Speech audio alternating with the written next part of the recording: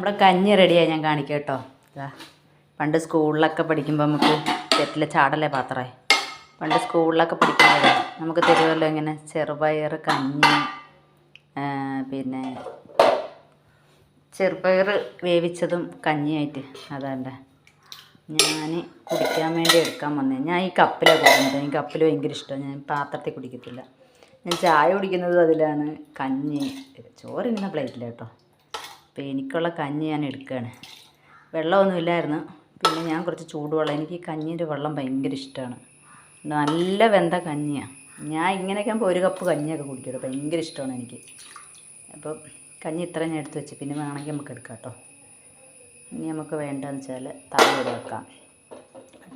കഞ്ഞി മൂടി വെക്കാം. വൈകുന്നേരത്തേക്കുണ്ട്, 2 നേരത്തേക്കാണ്. ഇതാ മുരിങ്ങയില എന്താ മുരിങ്ങയില തോരൻ കുറച്ചൊരു പ്ലേറ്റിലെടുക്കും.